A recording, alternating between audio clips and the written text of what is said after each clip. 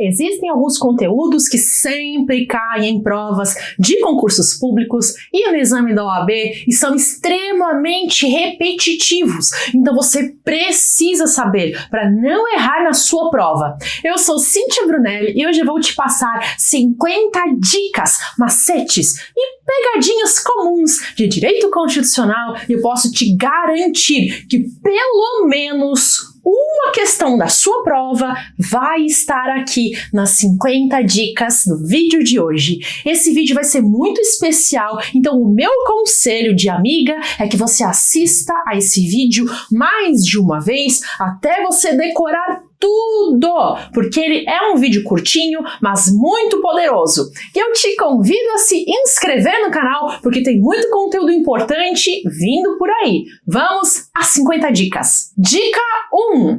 O direito constitucional é o ramo do direito público que estabelece a estrutura do Estado, organiza seus órgãos e traz limites ao poder do Estado. Dica 2. O início do neoconstitucionalismo se deu em virtude das atrocidades ocorridas na Segunda Guerra Mundial. Após o fim da Segunda Guerra, houve a reaproximação entre o direito e a ética. Dica 3. No chamado sentido sociológico da Constituição, formulado por Ferdinand Lassalle, a Constituição deve representar a soma dos fatores reais de poder, ou, caso contrário, ela não passará de uma mera folha de papel. Dica 4. No chamado sentido político da Constituição, formulado por Carl Schmitt, a Constituição é aquilo que se considera como decisão política fundamental, como a forma de governo, a estrutura dos poderes, os órgãos do Estado e os direitos fundamentais. Todo o resto não é considerado Constituição. Dica 5. No chamado sentido jurídico da Constituição, formulado por Hans Kelsen, a Constituição pode ser concebida sob dois planos: o lógico-jurídico e o jurídico positivo. O plano lógico-jurídico é o plano do dever ser. Ele é um mundo imaginário e abstrato, ou o plano do que as coisas deveriam ser na sua forma mais perfeita. E o plano jurídico positivo é a Constituição existente, a norma positivada, que é baseada no plano lógico-jurídico. O plano lógico-jurídico é o dever ser e o plano jurídico positivo é a norma positivada. Dica 6. O Brasil adotou a forma de Estado federativa, a forma de governo republicana e o sistema de governo presidencialista. Forma federativa de Estado, forma republicana de governo e sistema presidencialista de governo. Dica 7. O Supremo Tribunal Federal, o STF, é composto por 11 ministros com notório saber jurídico e reputação ilibada, que são nomeados pelo presidente da República após aprovação pela maioria absoluta do Senado Federal. Dica 8. O preâmbulo da Constituição não é considerado uma norma constitucional e não tem força normativa. Ele não possui relevância jurídica. Dica 9. Diferentemente do preâmbulo, o ato das disposições constitucionais transitórias, o ADCT, que fica lá no finalzinho da Constituição, é considerado norma constitucional. Tanto é que ele só pode ser alterado por emenda constitucional. Dica 10. A Constituição da República Federativa do Brasil, de 1988, é classificada pela doutrina como formal, escrita, dogmática, promulgada, rígida e analítica. Formal, escrita, dogmática, promulgada, rígida e analítica. Dica 11. As normas constitucionais podem ser de eficácia plena, produzindo efeitos imediatos, eficácia contida, em que existe uma margem de atuação discricionária do poder público, ou eficácia limitada, dependendo de regulamentação em lei. Dica 12. A nacionalidade é o vínculo jurídico-político que liga um indivíduo a determinado estado. A lei não pode estabelecer distinção entre brasileiros natos e naturalizados, salvo os casos previstos na própria Constituição. Dica 13. Existem 2 critérios para definir quem é brasileiro nato. O primeiro deles é o critério do território, ou critério jus soli. Em regra, são brasileiros natos todos os que nascem em território brasileiro. A exceção é quando os pais estão a serviço do país de origem. E temos também o critério do sangue, ou critério jus sanguine. Quem é filho de pai ou mãe brasileiro, mesmo que nasça fora do território brasileiro, será nato quando ao menos um dos pais estiver no exterior a serviço do país, ou, se nenhum dos dois estiver a serviço do país, que o filho então venha a morar no Brasil e queira ser considerado brasileiro. Dica 14. Os direitos políticos se dividem em capacidade eleitoral ativa e passiva. A capacidade eleitoral ativa é a capacidade de votar, e a capacidade eleitoral passiva é a capacidade de ser votado. Dica 15. Em regra, o voto é obrigatório. Ele só é facultativo para os analfabetos, os maiores de 70 anos e aqueles que estão entre os 16 e os 18 anos. Dica 16. Para ser eleito em um cargo político, é preciso ter nacionalidade brasileira, pleno exercício dos direitos políticos, alistamento eleitoral, filiação partidária, domicílio eleitoral e idade mínima. Dica 17. A idade mínima para concorrer aos cargos políticos é de 35 anos para presidente e vice-presidente e para senador, 30 anos para governador e vice-governador, 21 anos para deputado, prefeito, vice-prefeito e juiz de paz, e 18 anos somente para vereador. Dica 18. Os partidos políticos são pessoas jurídicas de direito privado e não órgãos estatais. Dica 19. Segundo o princípio da anualidade eleitoral, a lei que alterar o processo eleitoral deve entrar em vigor na data da sua publicação, mas não se aplica à eleição que ocorre até 1 ano da data da sua vigência. Dica 20. É proibida a cassação de direitos políticos, mas pode haver a perda ou a suspensão dos direitos políticos. Dica 21. Em relação ao princípio da separação de poderes, a Constituição estabeleceu um sistema de freios e contrapesos, que é um mecanismo de controle recíproco entre os poderes. Dica 22. Cada uma das esferas do poder exerce funções típicas, que são aquelas próprias para as quais foi criado, e também atípicas, que originalmente não caberiam àquele poder. Dica 23. A CPI, Comissão Parlamentar de Inquérito, tem poderes de investigação que são próprios das autoridades judiciais e deve respeitar os direitos fundamentais. A CPI não julga, e sim apenas investiga. Dica 24. Em uma CPI pode haver quebra de sigilo bancário, de sigilo fiscal e também de dados, o que não é o mesmo que interceptação telefônica. CPI também pode determinar busca e apreensão, desde que assegurada a inviolabilidade do domicílio. Dica 25. O crime de responsabilidade não é propriamente um crime, e sim é uma conduta de conteúdo político que é nomeado como crime, embora não tenha essa natureza.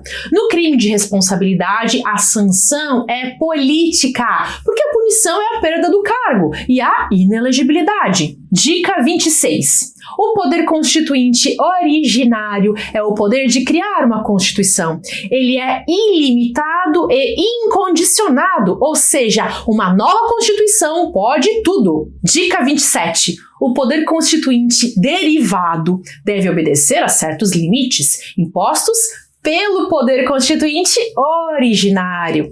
O poder constituinte derivado se divide em decorrente, revisor e reformador. Dica 28. O poder constituinte derivado decorrente é a possibilidade de os Estados-membros se auto-organizarem em constituições estaduais. Dica 29. O poder constituinte derivado revisor era a possibilidade de fazer uma revisão na Constituição após pelo menos 5 anos da promulgação da Constituição Federal. E isso já aconteceu. Dica 30. O poder constituinte derivado reformador é a possibilidade de mudar a Constituição por meio de emendas constitucionais. Dica 31.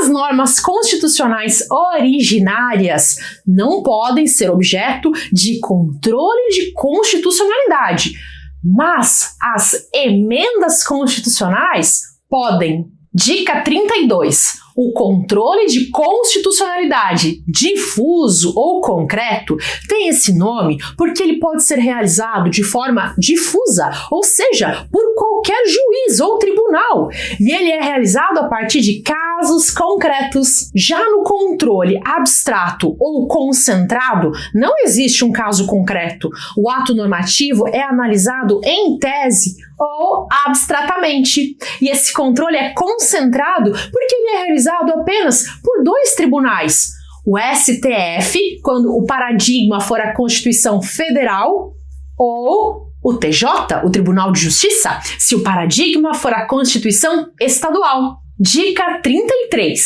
A ação direta de inconstitucionalidade, ADI, não se sujeita a prazo prescricional ou decadencial, já que os atos inconstitucionais não se convalidam no tempo. Dica 34. O objeto da ação direta de constitucionalidade, ADC, é a lei ou ato normativo federal, diferentemente da ADI, que também admite o controle da lei estadual em face da Constituição Federal. Dica 35.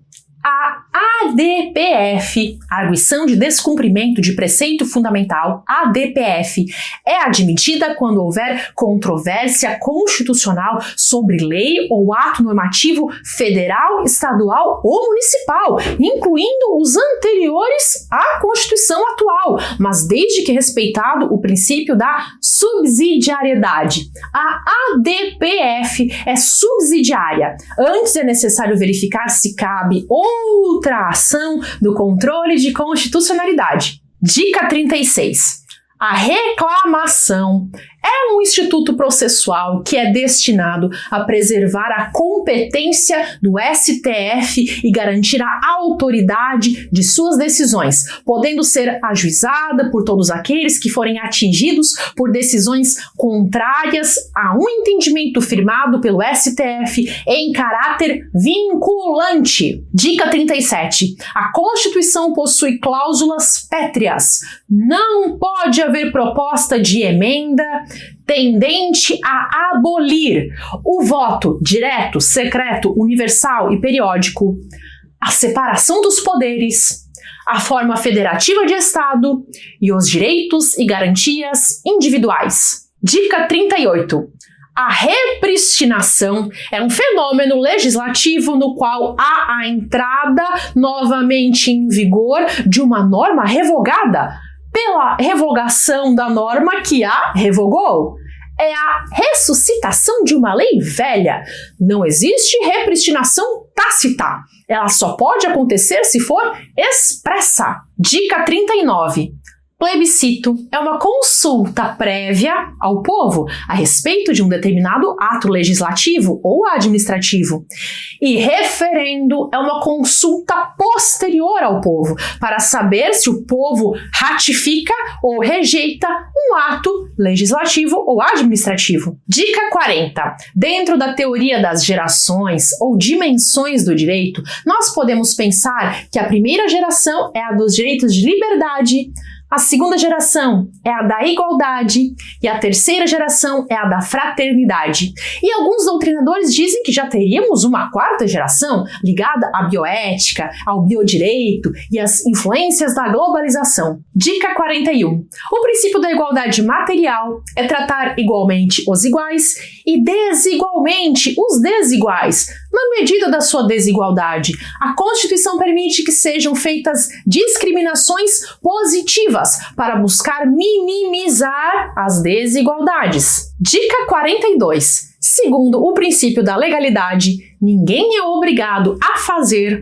ou deixar de fazer alguma coisa, senão em virtude de lei. O particular pode fazer o que a lei não proíbe, enquanto a administração pública somente pode fazer o que a lei permite. Dica 43. Regra do 5º Constitucional. 1/5 das vagas dos Tribunais Regionais Federais, TRFs, e dos Tribunais de Justiça, TJs, devem ser preenchidas por membros do Ministério Público e da Advocacia. Dica 44. Juízes possuem garantia de vitaliciedade, que é adquirida após 2 anos de serviço, garantia de inamovibilidade, ou seja, em regra, eles não podem ser removidos de ofício, e garantia de irredutibilidade de subsídio, observado o teto do funcionalismo público. Dica 45. Para ingressar no Poder Judiciário, o magistrado tem de possuir pelo menos 3 anos de atividade jurídica. E quando sair do Poder Judiciário, ele tem que ficar pelo menos 3 anos sem advogar no local em que ele trabalhava como juiz. Dica 46. O Conselho Nacional de Justiça, CNJ, possui a competência de controle da atuação administrativa e financeira do Poder Judiciário e o cumprimento dos deveres funcionais dos juízes. O CNJ possui 15 membros. Dica 47. As funções essenciais à Justiça são o Ministério Público, a Advocacia Pública, a Advocacia Privada e a Defensoria Pública. Dica 48. A Seguridade Social compreende um conjunto integrado de ações de iniciativa dos poderes públicos e da sociedade destinadas a assegurar os direitos relativos à saúde, à previdência e à assistência social. Dica 49. Para aprovação de emendas constitucionais, deve haver a aprovação por 3/5 em 2 turnos nas 2 casas do Congresso Nacional, Câmara dos Deputados e Senado Federal. Dica 50. Os tratados e convenções internacionais sobre direitos humanos que forem aprovados seguindo o mesmo quórum das emendas constitucionais, 3/5 em 2 turnos nas 2 casas serão equivalentes às emendas constitucionais. Agora, aí vai uma dica extra, uma dica de amiga. Assista a esse vídeo aqui várias vezes até você decorar tudo, porque com certeza absoluta, 100% de certeza, alguma questão da sua prova, talvez até mais de uma questão da sua prova, vai ser tirada desse vídeo aqui. Esse vídeo é curtinho, mas é muito poderoso. Você precisa precisa saber de cor e salteado tudo que está aqui. Outra indicação que eu faço para te ajudar nos seus estudos é a de virar aluno no curso Primeiros Passos no Direito. O Direito Constitucional é um dos módulos do curso Primeiros Passos no Direito. Ali no curso eu trago toda a base, na ordem certa, de forma simples, fácil e descomplicada, que qualquer pessoa que está aprendendo direito precisa saber. Se você tiver todo o conhecimento que consta ali, pode ter certeza que a sua evolução no direito vai ser bem mais rápida. Ali eu trago as raízes para fortalecer o seu estudo e você crescer muito mais rápido dentro do direito. O curso Primeiros Passos no Direito é um método que eu desenvolvi para você começar a compreender o direito e ampliar a sua visão jurídica, tanto se você for estudante de direito, quanto se você está iniciando seus estudos para concurso público, ou mesmo se você quer ter noções jurídicas. O foco das aulas está nas disciplinas iniciais, porque são as mais importantes para a construção do seu raciocínio. A minha ideia foi a de criar um método que qualquer pessoa possa aprender, seja qual for a sua base atual. Ali eu te mostro que é possível aprender o direito de um jeito simples, com fluidez e tranquilidade, sem ficar tropeçando em explicações complicadas. Vou deixar o link na descrição do vídeo e para você dar continuidade aos seus estudos também aqui no YouTube, eu vou deixar aqui uma playlist de vídeos de direito constitucional para você aproveitar os conteúdos gratuitos. Até!